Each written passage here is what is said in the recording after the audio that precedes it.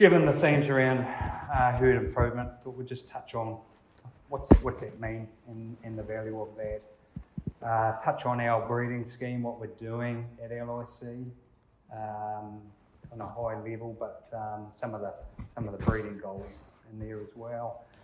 Genomics, the reliance on genomics is becoming more and more, which is a nice segue into the new product that Hilary and team are promoting this year, being the Fast Forward. Questions, we'll just take them as we go, mate. So I guess herd improvement, I think the key to this one is just understanding that it's permanent and it's cumulative. So whatever we get this year, we take into next year and we just keep adding. So you can see that quickly we get to really some quite impressive genetic gains, whatever trait that is, pick a fat, protein, others, whatever. The fact that it's cumulative means that there's a real opportunity to be driving in the right way, as long as you're measuring that trait. Just a reflection of the New Zealand cow population, and yeah, I've been trying to be careful not to just throw a whole lot of New Zealand numbers out, but really it's just trying to tell a story, and I think this one tells a nice story over time what's happened in New Zealand around efficiency.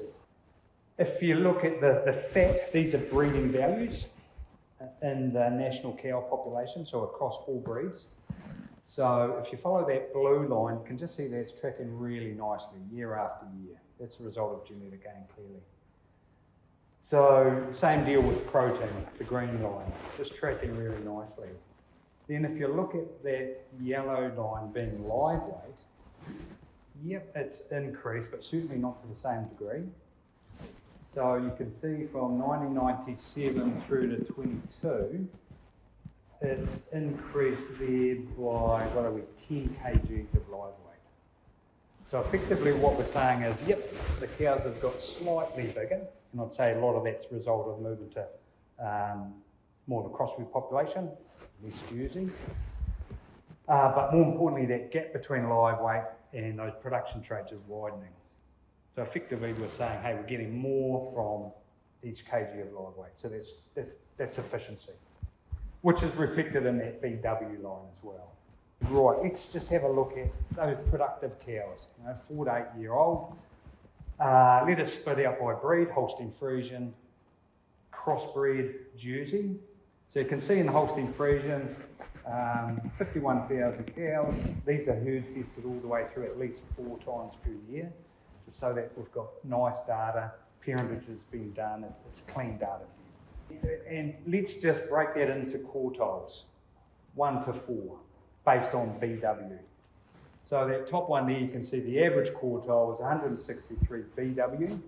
The average production is 518 kgs of milk solids. So if you compare that to the bottom quartile, you've got a difference here of 73 kgs for the same sort of live weight. So just clear win in terms of efficiency.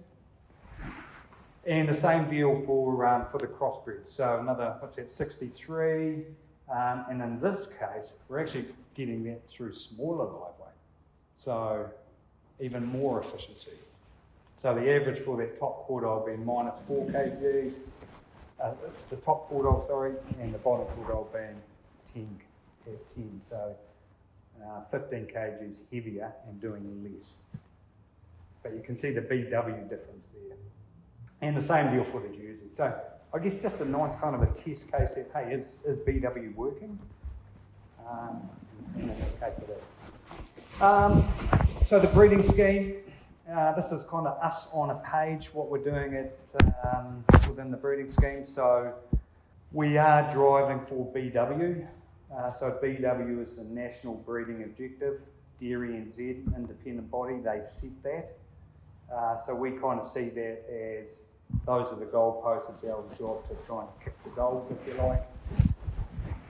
We've got some KPIs as a business as a breeding team to be hitting at least 8 out of the 10 on the top ranking lists.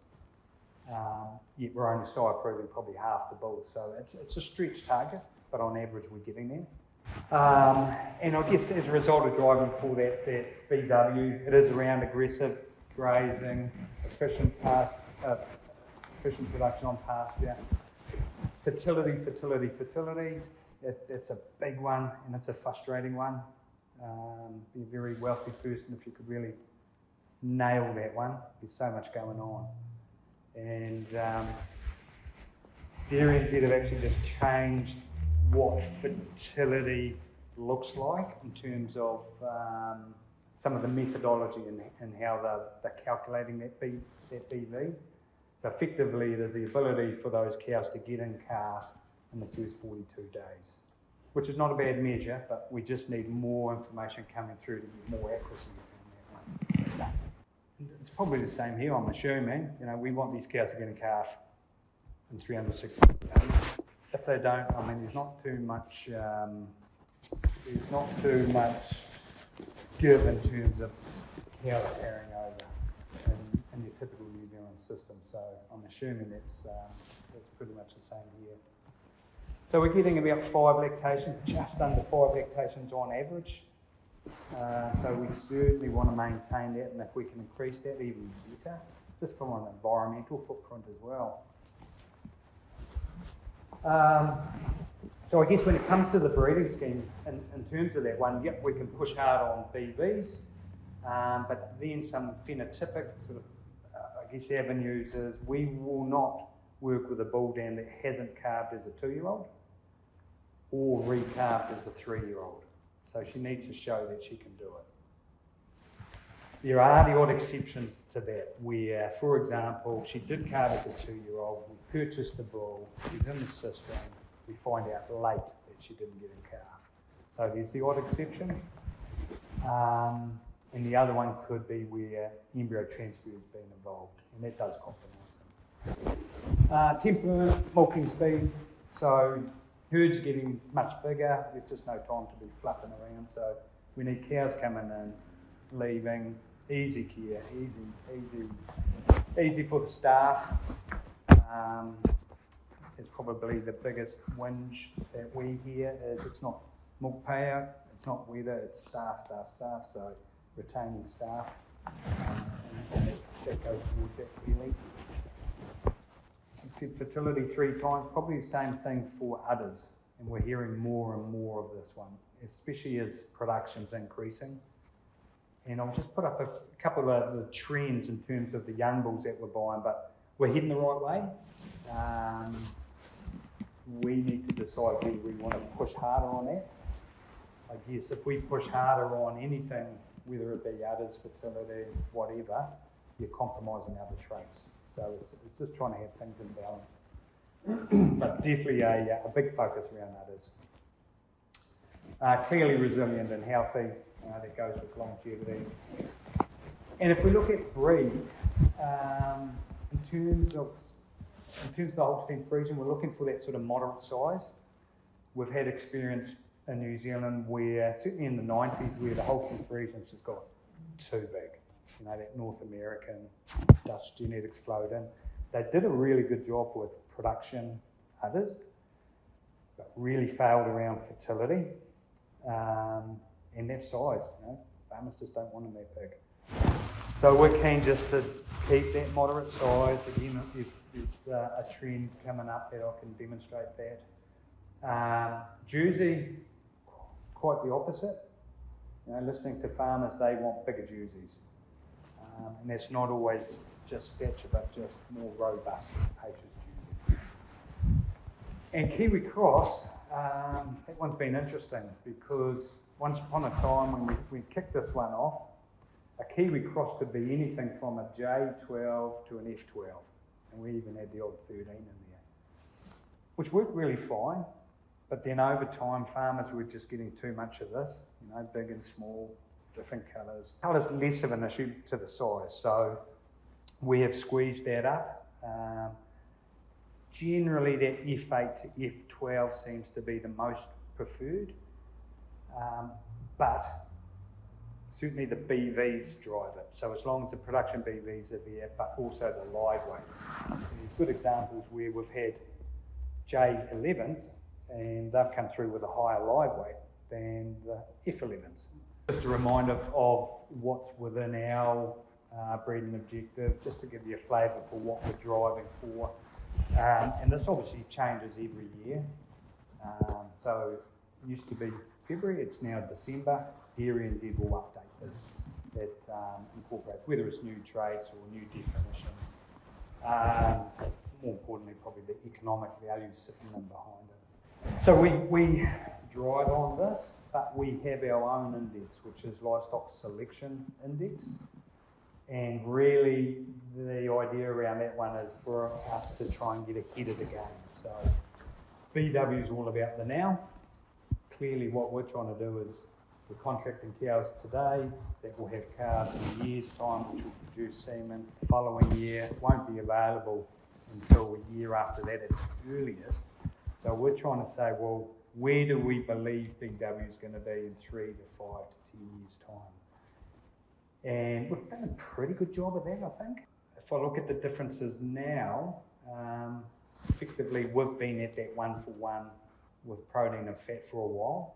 We've still got more weighting on fertility in our index than in BW because, yeah, two things. One, we're trying to attempt to forecast where BW is going to go, but it's also about what are farmers saying. And farmers are just crying out around fertility. And even if it's a low heritable trait, we are seeing variation. And if you're seeing variation, you can make progress. Just a few here around some of the trends. So these are the young bulls that have come in, so into our sire proving scheme. Now, obviously, up until 2019, those are now all daughter proven, and the rest are based on the parent average plus genomics. But yeah, just an indication, hey, we're tracking nicely in terms of a trend. And I think probably what you can see, if you did put some trend lines in there, maybe up until, 2014 is one, and then you can kind of see it start steeping, becoming steeper. And really that's as a result of incorporating genomics. So pretty stable over time. We saw a little bit of a blip there, up. What I haven't got in here is the new cohort that we purchased in December, January this year. It's come down slightly. So over time it's pretty stable, but you're always going to have the odd sire of sun effect in there. So yeah, really comfortable with that because I must say sort of 2 years ago we thought, gee whiz, we don't want that to continue to go up. Like I said, that moderate sized cow is really what we're trying to drive for. The Kiwi cross, slight increase, and again that's a reflection of us trying to move towards that darker Kiwi cross, that sort of F8 to F12. And the Jersey, a reflection of that drive for a bigger Jersey. And what I didn't say, in our Livestock Selection Index, we actually have a different weighting for the black and white Kiwi cross versus Jersey. So we have less of a penalty for Jersey, which effectively drives live weight. The next question is, how big do we want these things? Do we start wooing back? And we've gone out there and we're asking the Jersey population, if you like, when do we start pulling that back? So it kind of shows what you can do with an index. You drive BW, but you can actually get bigger animals at the same time. And the last one here is just around udder overall. Like I say, some really nice trends. Yep, there's up and down size effects, but certainly heading the right way. And this is where we need to ask ourselves, are we happy with that trajectory, or do we start steepening it to the cost of something else?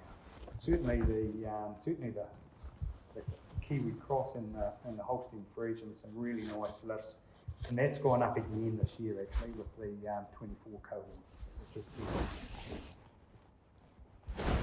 good. It's a real trade-off, that the Holstein Friesian one, for example, we could have really set that up this year, but it would have cost us fertility.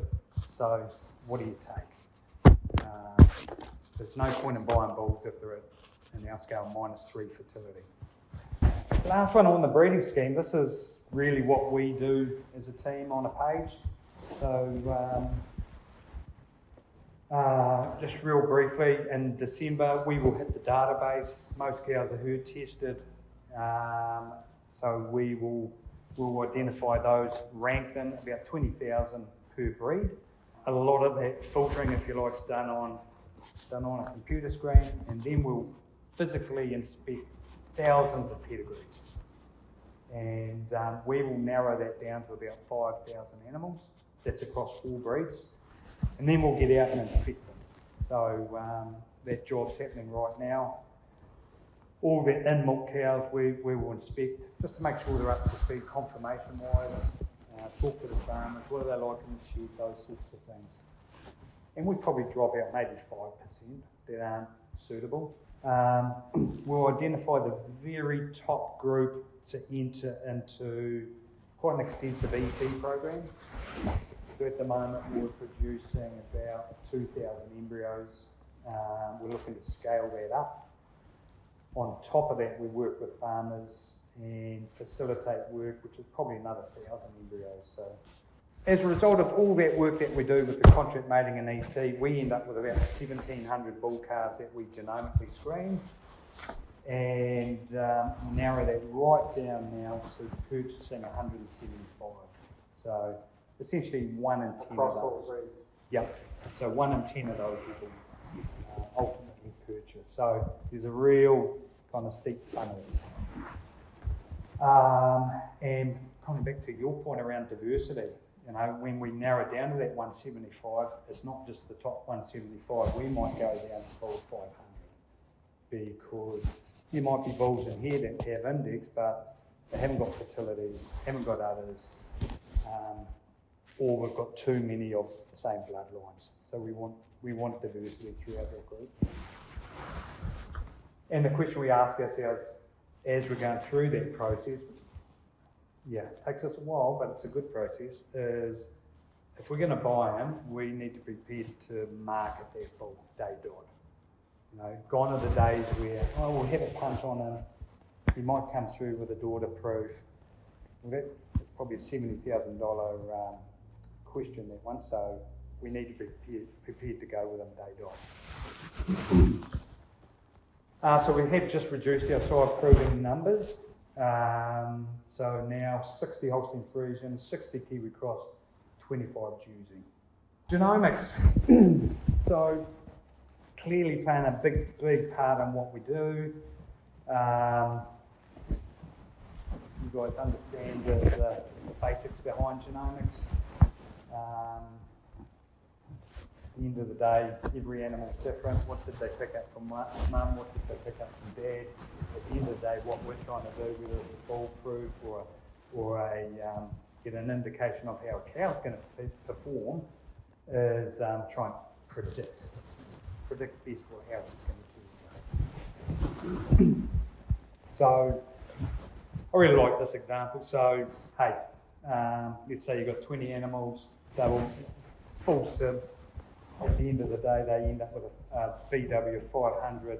That's because mum's 500, dad's 500, half and half. So if we were to genomically screen those, though, you know, it's going to look something like that. Some picked up the best from dad, the worst from mum. Some picked up the best from dad and the best from mum. And that's ultimately, you know, the drive behind the breeding scheme, but also female genotyping, that you can now select that very top end. And that's where we're getting the efficiency through genomics. So plenty of these are, I guess, set linked. So I guess if we work through that, you know, through the old days, we'd contract made a cow, the bull was born year 1, a year later we get some semen, he enters sire proving. Year 4 they start getting some information through herd testing. it's not until the end of year 5,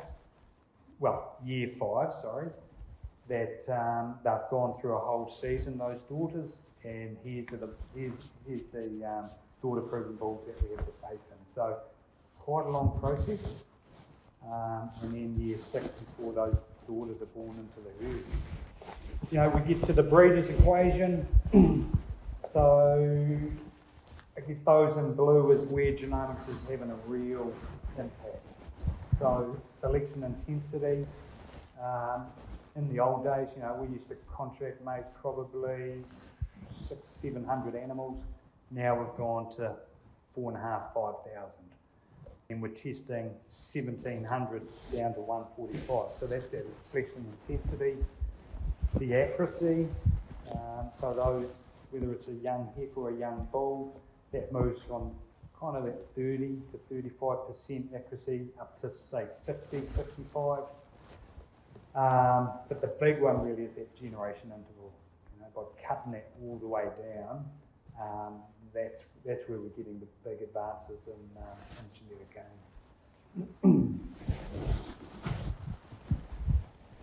Hey, I won't work through this one, but essentially just saying it's been a real journey for us, this one. Started 30 years ago. We R&D started, I guess, the discovery of SNPs or genes of interest. We got to 2008 and we thought, cool, here's this new technology, let's go. And we launched genomics, and there's no doubt we went too fast and too hard, and we got burned. We really did. Since then, there's been new methodologies, not just in New Zealand or Australia, but worldwide, and there's great collaboration across the world in terms of this one. But really, it's kind of been 2020 onwards where we've had kind of groundbreaking methodology. Again, that crossbreed, you know, the question around the crossbreed population, it's been more of a challenge. Well, really, it's just a New Zealand challenge, that one. So, so I guess what I'm saying, there's no off-the-shelf type product for New Zealand. So we kind of we have some pretty big brains in there with a guy called Bevan Harris and team that have developed some pretty good smarts around this one. But like I say, you know, the first 26 years, made some progress. The last 4 years has been, you know, quite groundbreaking.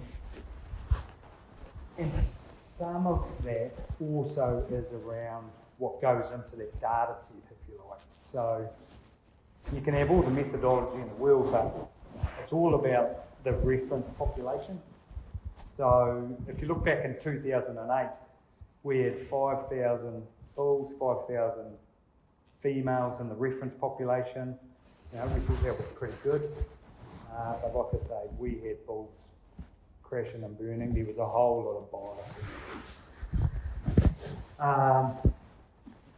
Moving forward, the number of genotypes is just really now starting to scale up. So 2024, you'll see, so there's number of animals with genotypes, and then in the darker colour is genotypes and phenotypes, being the phenotypes, we now have milk production, we now have confirmation data. So the phenotype number is always going to be higher, which is very, very valuable still, but those phenotypes are key. No matter what, we still need to capture those milk production. We need to refresh the data set behind this thing. So we've launched a new product at GeneMark, whereby every animal that is parent verified now actually gets genomics by default. So we have just under 500,000 every year coming in there. So you'll see this thing is really just starting to scale up big time. And that all just feeds back. So it's a win for the farmers. They get additional information. Win for us in terms of the reliability of the bull evaluations. We've learned a lot. Like I said, we went too fast in 2008 There was bias built in the system, and that was a worldwide problem. Ireland saw that, as did the States. That's now built into the systems.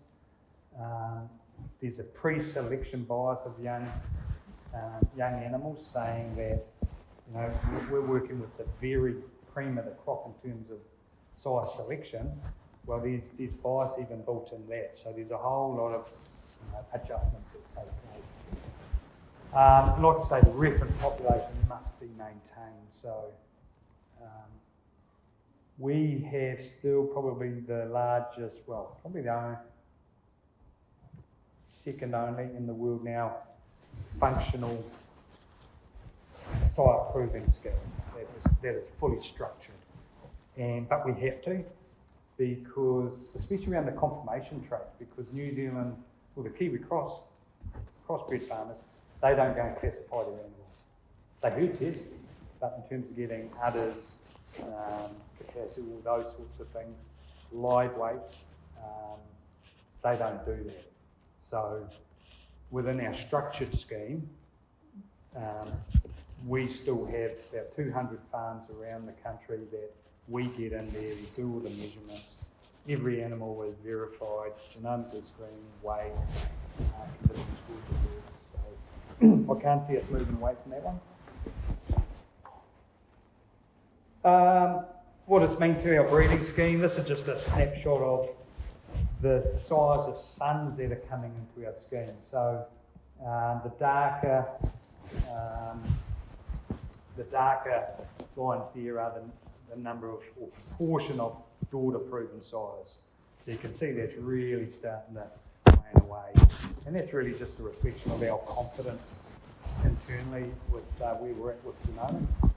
2008, you can see where we were with daughter-proven. And then we found the faith, we got burnt, we went back to the daughter-proven. We've now got that confidence. And from a bull dam perspective, just the trend here showing that because we can identify the animals earlier, and we're able to work with yearling heifers, for example, through ET, the bull dams are getting younger as well. So if you think about that breeders equation, generation interval, we're hitting them on both sides. We call these our genomic scorecards. I mean, some years are going to look better than others, but at the end of the day, the real take home for me is if you're utilising the top group, and it has to be a group, being those in green, on average, once they're proven, on average, they're still going to be at the top. So the green at the top and the yellow at the bottom on average. So it's a fat BV. We expect slightly more variation when it comes to udder overall because a lower heritability trait. But then, if you look at the greens, you'd say wouldn't be too many disappointments.